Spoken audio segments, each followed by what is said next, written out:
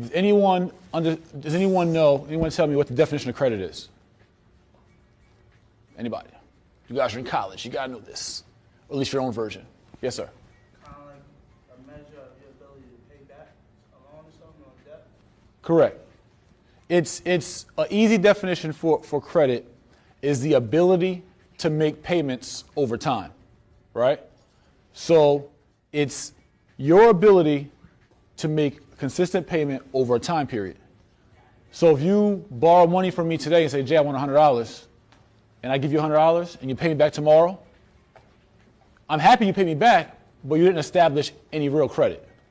Same thing with a bank or a debit card or a credit card. So a lot of times what we do is, and where we're misinformed, miseducated, is that we'll charge some things on our card this month, and then we'll pay it all off at the end of the month. And we think that we did a good thing because we paid it off, right? We have a zero balance. This has to be great. But by doing that, you form no credit with the bank by paying off your entire loan. So you want to make payments over a time period. Now, if you charge something for $300, you give the bank $30 this month, $30 the next month, maybe $60 you double up, maybe $20. You've now shown the bank you can make payments over a time period. So we're going to write the definition of credit. I'm going to tell you why. Then we're going to go into why that's actually valuable, right? It's just not about a definition, but it's the foundation. So credit is the ability to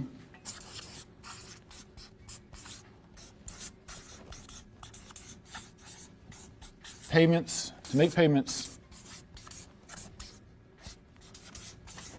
over time, right? So where this starts, and we're going to talk about how you establish credit and how credit is viewed. So with credit, your ability to make payments over time, this is the core of how you start to build wealth. Because most millionaires, most billionaires, they don't use a majority of their own money for their investments or for buying properties or buying businesses or whatever they do. They use their credit. They leverage their credit. When you see somebody buying a basketball team or buying these big businesses or $400 million, Facebook was sold, or Instagram, or all these kind of things, these things aren't typically purchased with cash capital. They're purchased by banks because people have made payments over time throughout their lifetime, have established real leverage with banks, and now can go to a bank and say, hey, you know what? I'm thinking about opening a Chick-fil-A in Jersey City. And the bank's going to say, well, what's your ability to make payments over time? I love to loan you the money. It sounds like a good idea. You got a great business plan. I want to loan you this money. But if you go to the bank, but hey, I paid everything off my whole life in cash. Look, they're going to say, well, how do I know you're going to pay me through the life of this loan? If you want to purchase a house, it's typically a 30-year mortgage. What's going to show me that you're going to pay this mortgage back over 30 years? That's going to be your ability to make payments over time. So a lot of times, us, especially as youth, we think that cash is king. And in the real world, in the business world, cash is not king. Credit is king. Because this is going to allow you to leverage to make big moves in life, right? So for me, I learned this when I was 25. I bought my first house at 25. Then I bought 3 houses by 26 and 6 by 27. Then I learned I could leverage making those payments on all those properties over time to get big business loans, $1 million business loans.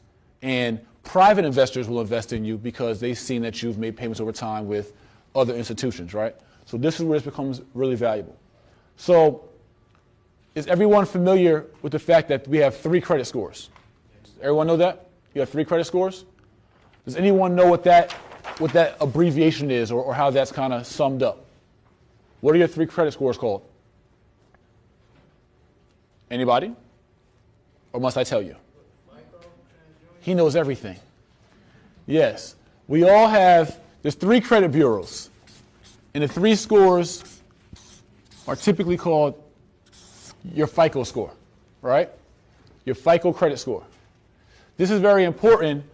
You'll also hear it, we'll say FICO, and then we'll kind of improvise and say, AKA your middle score, right? So your FICO score is what you'll commonly hear referenced as your middle credit score.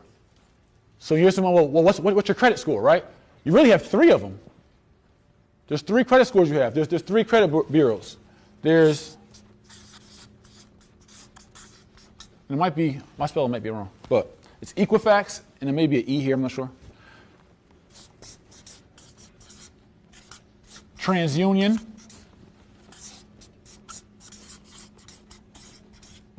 and Experian, right? So there's 3 credit bureaus.